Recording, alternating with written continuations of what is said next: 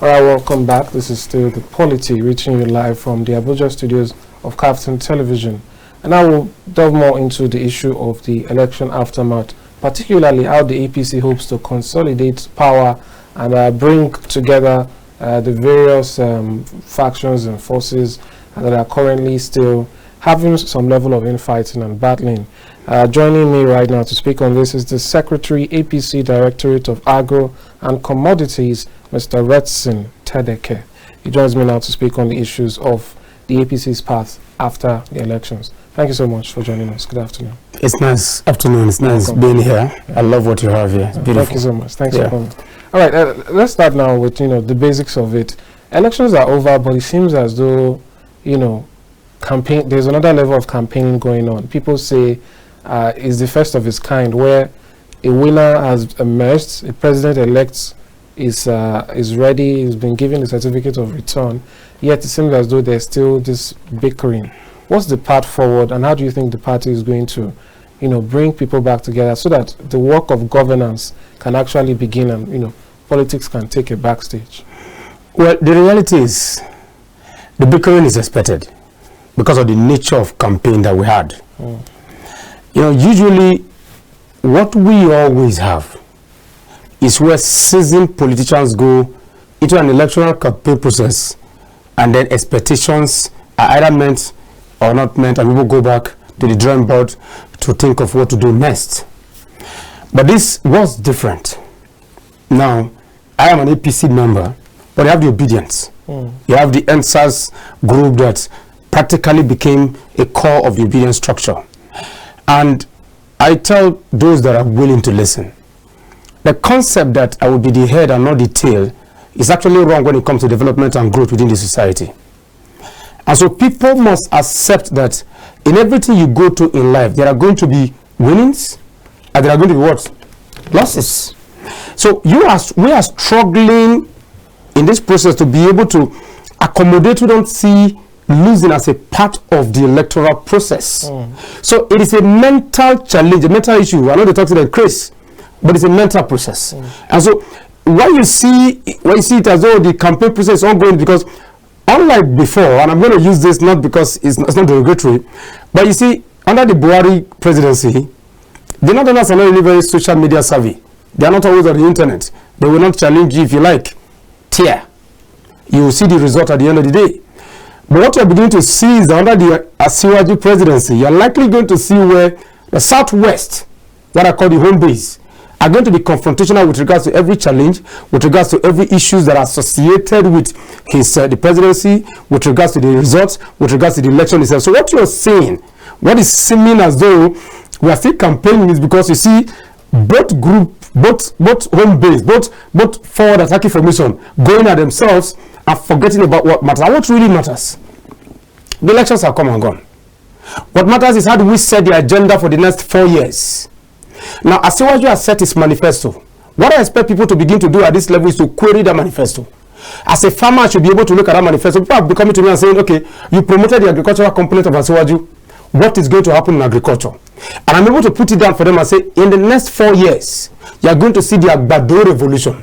You are going to see the Agbado revolution, where what is available in this country becomes the source of our own growth and development, right?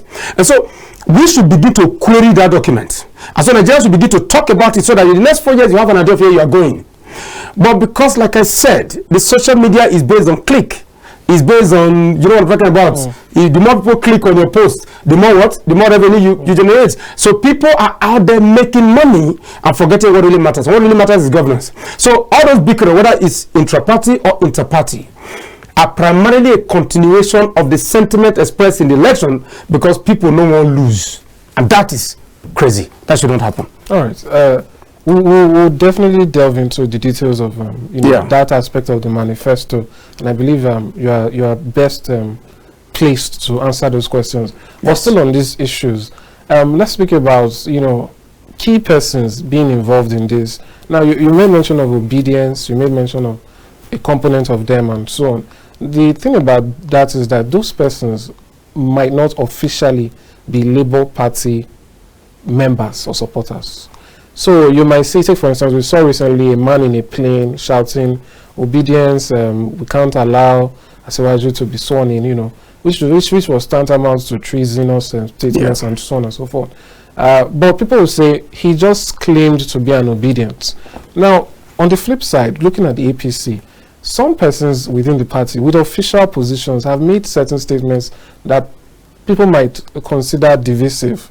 Take for instance, Mr. Bayo Onanuga, who's a senior colleague, because he was a journalist way before perhaps I was even born. And he's used some words, you know, I can't even say it on TV here. And in other instances, he made statements of, you know, Anambra cannot rule Lagos, and people, you know, saw the ethnic connotations to that. So we have Mr. Femi Fani Kayode, another key member, official position, saying that we will annul, you know, I don't want to use the words on, but he made some statements. So that being said, is there an issue here where perhaps the people who are officially with Asiwaju Bola Ahmed Tinubu shouldn't be caught or shouldn't be seen to be adding to these things? Similarly with the Labour Party, for those who have official positions, take for instance, the vice presidential candidate himself also made some comments, you know. So these are official people who have very direct positions that you cannot deny. You know, how do we go forward from this so that at the very least the supporters by the side know that those who are officially involved are not doing this, so we will also not do it? First is to talk about the issues. If you talk about the issues, then you eliminate a situation where people in leadership position at the party level will have to respond to issue queries out there. Now, why I will refer you back to the social media, because whether you like it or not, platforms like yours, okay, who may not, of course, you're on traditional media platforms, but online you're everywhere. You almost if I go to Facebook, I see. If I go to YouTube, I see. If I go to Twitter, I see your videos. You have become the fastest way to get to for Nigerians to have access to information, and that has become the biggest marketplace right now. In short, your mates in the traditional media are not having as much impact, not making as much revenue as you make just by being present on social media. So you see what is happening there. A lot of the core media guys in both, all the APC, PDP, and Labour are having to defend that narrative that is taking place on the new media. So what should happen is, and like you said about the issue of Bayo, and I will not express it the way he expressed it, but talking about the time for Lagosians to take over Lagos. That was one of the statements that you talk about. Okay? Now, the election it wasn't based on the issues. It was mostly based on religion. It was based on tribal sentiment. Who would you blame for this? I would practically blame, primarily, I wouldn't blame the APC team. I'll blame the Labour Party candidate, because if you know his antecedents in Anambra, you understand it's not new to him. Who is not aware of what happened when he was governor in Anambra State for 8 years between the Anglicans and the Catholic? Who is not aware of what happened then? So this is something that he's used to. And this is not something that the candidate of the APC, if there's anything to say by the candidate of the APC, like I often tell people, I'm a traditional worshipper, I don't go to church, I don't go to mosque. But I'll gravitate towards him because if a man who is a Muslim can live with a wife who is a Christian and a pastor for decades, okay, you can't accuse that man of Islamization, of being insensitive to the plight of the other religion. So we created this, and one of the things we always say, I will drive this message all the time on social media, is do not start the campaign, do not start your conversation with religion. If you want to talk about national development, I always say, the day when we say, in the name of Jesus Christ and Allah Akbar, to buy you food, shop, that day I will listen to you and begin to have the religious argument. The Chinese are not Christians, for goodness sake. But the Chinese economy is the most productive economy in the world. So God knows they develop your economy. God is not interested in the business of national growth and development. What matters in the business of national growth and development is how you utilize the component of development within your state, within your country, to elevate and grow your people. So that is what matters. And so what needs to happen, that's you say I'm going to drive you back, is that all parties must begin to ask the question, what is the governing agenda? But when you have an election that has come and gone, and one of the major narrative out there Is that the election was stolen, for example?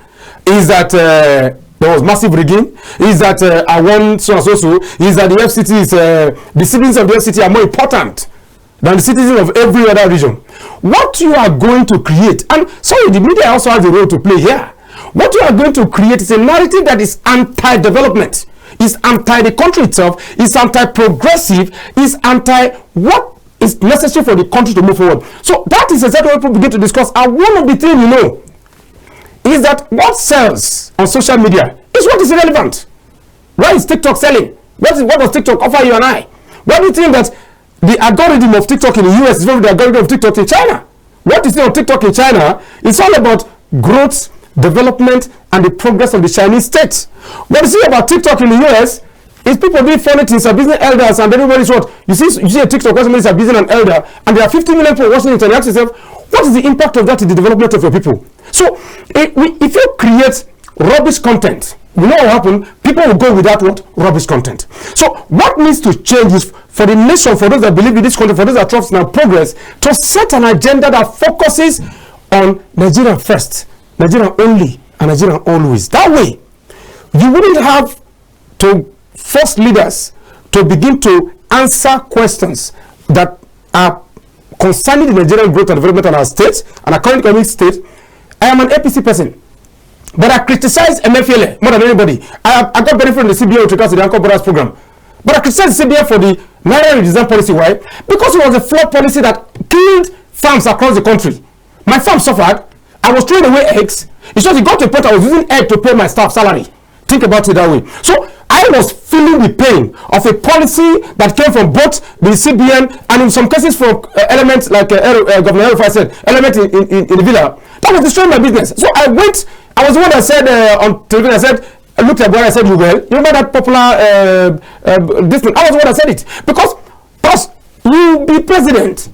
I suffer. I support you. And then the things they spoil from my farm because we want to do a policy that was literally confiscating our naira. There is no way in the world, even in the US, that 5% of the population is holding, only 5% of the population is holding the currency. More than 20% of most of these developed countries hold their currency. So what do they do when they say make only 5% of all the whole currency? But 70% of the population live in rural Nigeria, don't have access to banks, don't have access to ATM, don't have access to funds, and then you're telling me that you want to do that redesign. Now the problem with that, do they have road to do places? Do they have water to drink? Do they have hospitals? So what are you telling me about naira design? So when we focus on what does not matter, what finally comes to play is that you sit down and then listen to nonsense from social media, and then you focus on responding to those nonsense. And most of the time when you respond, you can become aggressive.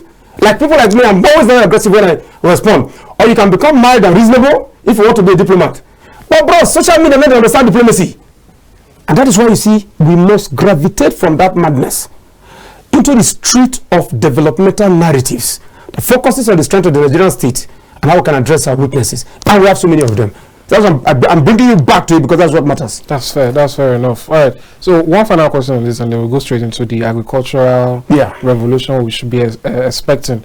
You've already shown that you can't criticize your own, your own party, your own people. So the question now is, you give a general advice. So what would you say that your party can do to try and maintain that, bringing things back to the issue, even when you are provoked? When people say, this is happening, how do you think, especially, I'm now telling you now to advise not just your party, but those persons I mentioned before, Mr. Bayo, Mr. FFK, what would you say to them to ensure that the issues always come back to the main thing, not, ethnic or religious or, none of those, so that we return to where we need to be to move forward? My guy, a beautiful guy. For what we need to start fight, but if you bring them, we need to stop them. So you know I'm coming from. Right. Yes, my advice to my party is simple. Don't start these conversations where you begin to waste energy talking about what does not matter. But if they bring them, no run from them. My family was threatened. If you remember, there was a post I was running around about the man that put up a post and said Lagos belongs to Yorubas, Igbos. I was the one that put up that post because I was angry with what happened in Lagos during the presidential election. And so when I put up a follow-up post, people attacked me. My family, I had to get security men to go and look after my family, where they are located. Now, but instead of me to go into a shell, you know what I did? I went very confrontational and identified everybody that posted a picture of my kids. I tracked every one of them. And I went to them and I said, see, guy, I am here because I want the country to become better. But if you threaten my family again, I will say some things I said to them here. I'm not go there nice to you. Now, so what the team, the APC team must begin to do is focus on the issues, but not run away from the fight. But I go talk as today, you know, like I said, if we, like you rightly said, we are telling our principal that, look, we will support you. We will ensure that your governing mandate for this country becomes effective for the betterment of the Nigerian people. But we're not going to leave you. Because the people believe that you're an administrator. People look at Lagos, right? And say, okay, we should replicate some of the things we have in Lagos across the country, right? Now, if you know, if what we see for Lagos, the reforms, the initiatives, the growth, the progress cannot be replicated in Nigeria, go sit and they look at you, we will come after you. So what must begin to happen is for the party, the APC, to begin to sell what we have. We saw it during the primaries, we saw it during the presidential. The manifesto is out there, but we're talking about it more and more. Today I put up a post about what Asiwaju is going to do with regards to, like you said, agriculture and so on and so forth. And a lot of people took interest in just the palm oil plantation. A barrel of palm oil today is about $160 today. A barrel of crude oil is about $80 today, right? Now think about it this way. If the Niger Delta, where crude oil has become a cost to us, like I said, I'm a man. If the Niger Delta plants 1 million palm trees in the first 4 years of Asiwaju, by the end of his first 4 years, the Niger Delta alone will contribute about $4 billion to the Nigerian economy from palm oil alone. Now think about it. These are the conversations that we're already beginning to have. So we are setting the conversation, we are setting the agenda that, look, we have everything in this country to be great. Let us become what? Great. But if, like I said, if you bring fights, we're not going to shy away from the fight. Now, but Nigerian guys will be now. Let's go for this country. They talk about us. Sure. All right. Now let's move over to the issues, like we said. What are we to expect? You've said it yourself. You're a farmer yourself, so this is something that would directly even impact you. What are we going to see with Asiwaju coming on board? You mentioned palm oil. Interestingly, yesterday on the front pages of one of the papers, Daily Trust. Yes, Daily Trust. I think how many billion? We imported 300 billion naira worth of palm oil. Now, crazy be that. Exactly. So, what will we be saying differently when it comes on board? And another question is, who are the people do you think that we might be seeing him work with? Because that's another important thing. People say Asiwaju is not going to do it himself, but he has access to the people who know how to do it well. So, what are the expectations? If you look at Lagos, you have an idea of what he's going to do with regards to do that work for him. I say that there is no politician in this country today who has built as much base of leaders as Asiwaju. So we have no fear with regards to those he's going to bring. Those that can get the job done. The VPs, and Asiwaju Commissioner, Fashola, Ambode, Sanwo-Olu, Akabozo at budget. So many of them. Of course, Abikada Berian, a lot of them was. So we have no problem with that. Now, with regards to agriculture, you see, the challenge we have, the central bank has said they have spent trillions on agriculture intervention. Yes, it has had some impact, but it has had minimal impact because of the design of those programs. And one of the things that I just spoke about in his manifesto is access to cheap funding. I always tell people, I said, Nigeria should stop listening to the West, talking about the Americans, the British, the Europeans, and so on and so forth. Who will tell you that government has no business in business? Government is the only business in agriculture because agriculture is a national security issue. If men don't chop well, that is when Boko Haram is able to what? Recruit them. IPOP. This man, Iboho, before he was taken out of the system. So what needs to happen is, what he's going to do, one of the things he's going to do is to ensure that there is access to cheap credit for real farmers. Okay? Now, in Malaysia, we talk about palm oil, you talk about why the story about palm oil. Indonesia and Malaysia, when they came here at 1976, the year I was born, to learn about palm oil, palm kernel. Today, Indonesia, I think Indonesia alone does about $6 billion from palm oil every year. That is as close to Nigeria will get as revenue from crude. So what needs to be done right is we need to have long-term funding for farmers, for real farmers, not Abuja farmers. Because there are so many farmers whose farm are located in one building sitting around Abuja, and then because they can write proposals, those are the ones that have access to money, or that's what CBN gives. I didn't know real farmers too. They are farming dollars now for town here. Now, so we need to have access to cheap funding. We need to have access to long-term funding. And I've often said this. You see, you cannot commercialize national farming, national agriculture. You don't put it in the hands of the commercial bank, because the commercial banks think about turnover. For every commercial bank you have out there, the first thing that comes to his mind when government give them money is what? Is how do I turn over this money and make more money? And that's where, when I started to talk about repurposing the Bank of Agric, the banks that are associated, the cooperative bank that's associated with the real farmers, is because so that they are not thinking about profits, but they are thinking about productivity. Because productivity drives real growth that can actually enhance our GDP, employ more of our people, and then develop rural Nigeria. Because until and unless rural Nigeria is developed, we cannot move forward. And that was why he spoke about rural infrastructure. See, I visited a farm field in Texas that was holding about 200 hectares of maize. The road leading to that farm did not have quota. It was normal, laterite, high compact road with drainages. So you don't need high cost infrastructure in rural Nigeria. You just need basic access infrastructure. Healthcare, primary healthcare, water, basic water, electricity, rural electricity, solar panel, and so on and so forth. Road, basic road, so that Nigerians can become productive. And then we must look towards the east, like Asawadi is trying to do. What am I talking about? Instead of buying tractors from a village in Nasarawa State, why don't I look at the common Okada that our people are used to? Then fabricate implements that are attached to that Okada that every person in that village can use to improve productivity. Instead of putting 15 million in Okada, I can use that 15 million to buy what? To buy 20 Okadas, and then do what? Attach tools to them that can make them work better. So it is all about, like I said, micro technology deployed to rural Nigeria, based where access to funding is cheaper, rural infrastructure is made available, and Nigeria can begin to grow from rural Nigeria. The reason is simple. Majority of Nigeria is in the rural communities. 70% of Nigerians are living in rural Nigeria. And that community is not covered by anything. That was one of the biggest failure of the Naira confiscation policy. Because they're telling people to go wireless. People know that they use smartphone. They don't get access to mobile network. You see me they do it wireless. How you want to work? You get the point? So all of this is what he has packaged together. And some of us are working on it and drawing up what can be done right in rural Nigeria, so that you can have a massive productivity in those places. What is holding Nigerian back from double-digit growth in the economy is lack of proper development in the agricultural sector. We need to build on what Buhari has done. Yes, there's a lot of opening up in agriculture with regard to PNB. Now we need to take it to the next level. And what is the next level? Micro productivity in rural Nigeria, access to cheap funding, agricultural hub. I operate a farm that is a ruga, and people get scared of that word, right? Yeah. Ruga in the sense that, look, we need to, in Israel, just after they became an independent state in 1948 or so, what did they do?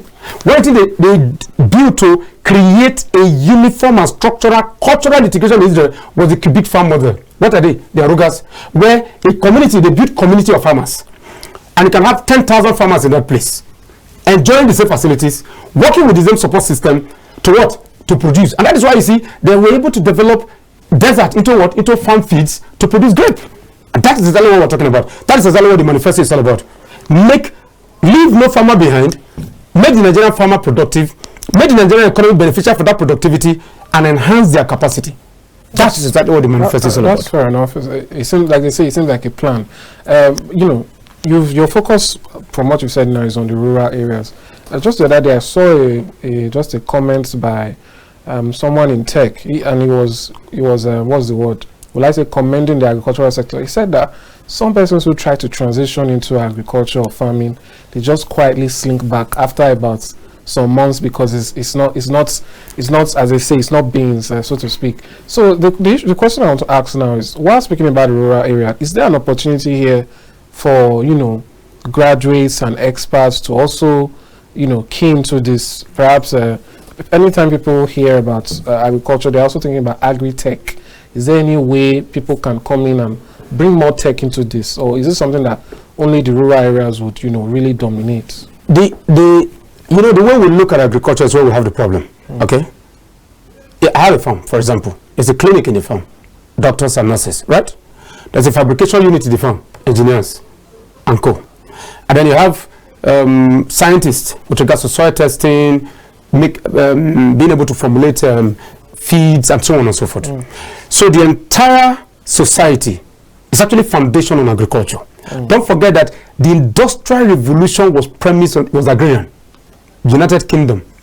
I always tell people that the opium, the Treaty of Nanking that handed Hong Kong over to the British, well, because the British were selling weed to the Chinese underground, and the Chinese fought back, and the British, they went to war, and the Chinese were going to lose, so they handed over Hong Kong to the British. It was agriculture.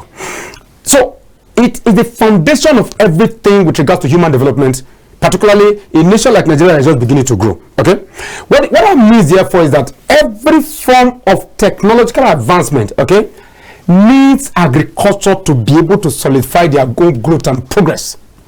Now, the mistake we make most of the time is to begin to look at fintech as a driver for agriculture. It doesn't work that way. Fintech is part of what drives agriculture, not the driver. Sort of telling the bushman in the village that he's going to be using drone to farm. But in our drone they operate. You know, you need to get him to a level before you begin to introduce what? Drones. What does he need? Like I said, he needs what he can operate. That's where the Chinese did it. Thailand, until Buhari came, that we used to import most of our rice from, they still use ox to farm. They use Okada. Majority of the farmers use Okada. So what do?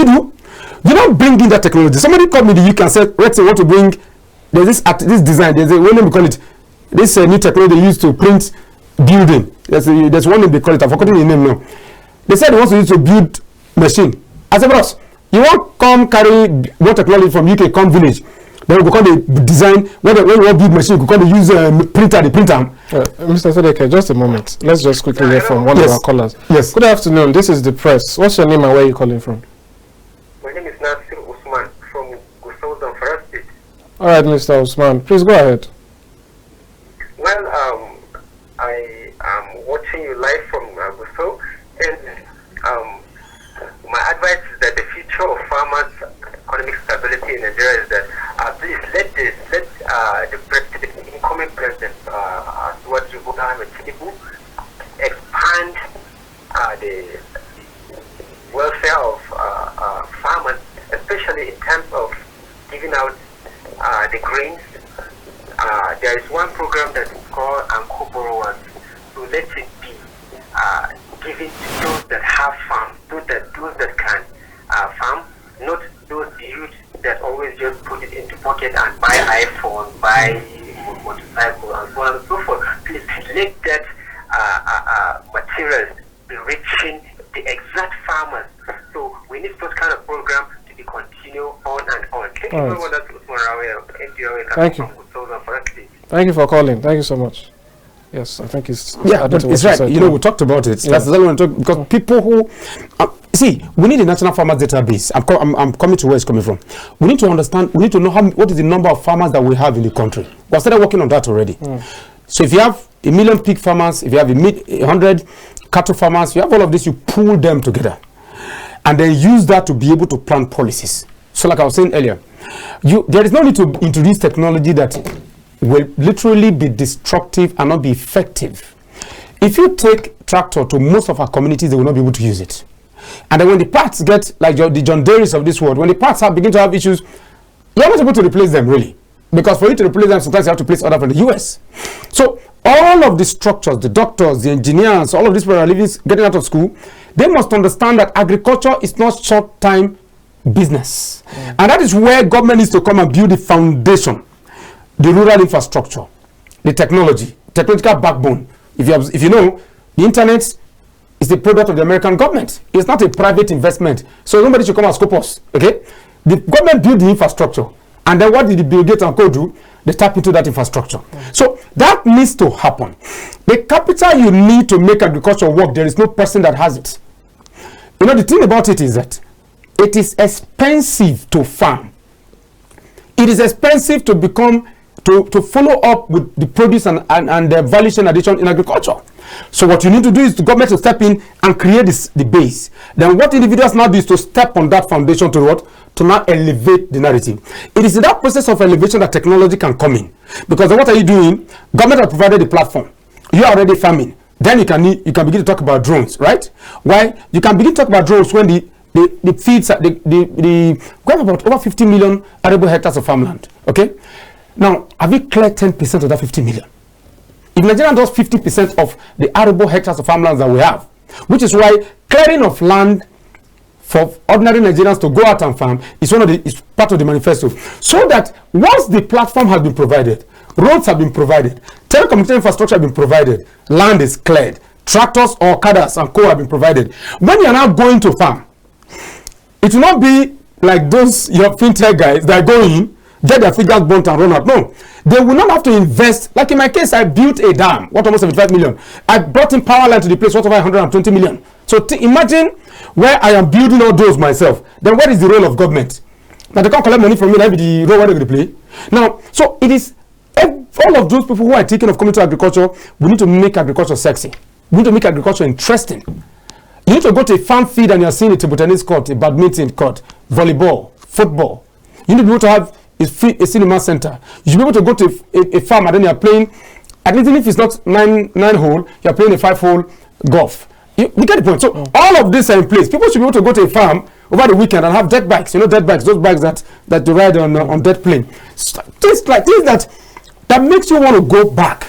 And once those things begin to come to play, the infrastructure is provided, because all those are part of the infrastructure. Once it is provided, then the development, the desire, the interest and the drive of the ordinary Nigerian to go into agriculture, or the graduate to go into agriculture, or the tech guy to go into agriculture becomes easier. So that decision is what government has to do. And that's what the Asiwaju team is going to. Right, this is all very attractive. So the final question, just to round things up now, is when all of this is being done, the question is, will it be done evenly? You know, we're already seeing things where people say this set of people did not provide enough votes. This set of people provided the most votes, they deserve the most remuneration, and so on and so forth. Can we expect to see balanced development across all regions? Absolutely. And this is, you don't even need to ask. The southeast of this country today literally enjoyed President Muhammad Buhari most region. Second Niger Bridge. So the major road infrastructure. So many of them. Even though the statement was 5% to 95%, even though that statement was made, if you go and look at the impact of infrastructure development, the southeast benefited more than a lot of regions in the country, more than even the north-central. I always say that, look at the Sukuk Fund. What did the Sukuk Fund do? In the Sukuk Fund, when anytime government raise that money, what do? They share the money equally across all regions, right? So that you will not wake up tomorrow and say, because I don't give you votes, you will not see development. Have you ever seen when they go to FAC and they say, because you didn't vote, we are not going to give you the money that belongs to your state, or you're not going to be able to take loan? Wike said it now. What did Wike say? Wike said he was surprised that some of the money that they were being owed were paid to him. He was even the one that made us know that so many governors collected money and they didn't tell their people. So you are never going to see, if you understand that the man from Lagos, the man I call the evidential Lagosian, president-elect, picked a man from Anambra, Azubike, to become his budget commissioner in Lagos, you will know that those who did not vote for him, right, will enjoy the benefit as Nigerian for the president who is the commander-in-chief of the Federal Republic of Nigeria, where everyone is treated equally. So there is nothing in his history. There is no corner. It is straightforward with him. Let us grow this country from within. When he went to Aba, he said in Aba, he said, I'm going to make Aba an industrial productive hub. You remember what he said in Aba? When he went to Ebo, he said the same thing. So it is all about what is it that he can do in this region. How do we ensure that Aba becomes so productive that Aba can begin to generate $2-3 billion every year from what they do best? So when a man is saying that, and his history shows that he does not discriminate based on race, that's right, based on tribe, based on ethnicity, why would anybody be troubled about his governing agenda? His governing agenda is a national agenda. Grow this country from within. with opportunities in Nigeria for all of Nigerians. Whether you be Yoruba man, whether you be Igbo man, whether you be Yoruba man, whether you're a Christian or you're a Muslim or a traditional worshiper like myself, Asiwaju is going to be president of every person in this country. Obedient, Baptist, articulators, and any other confused person that does not have a political structure. All right, Mr. Reston Thedeke, thank you so much. It's been an interesting conversation. Definitely, I hope you'll be back sometime soon for more of them. Thank you so much. I told you I love your studio. Yes. I love the studio. Thank you so much. Thanks for bringing it back to the issues. We hope more of this continues. Thank you very much. And we hope there are lesser fights involved. Thanks so much for coming. We'll start them, but we'll run away from them. All right. That's what we'll take on this program today. Do join us every weekday, 2 p.m. to 3:30 p.m. The Polity comes to you live from our Abuja studios. Have a nice day. See you tomorrow. I am Amadine Ogbewi. Bye for now.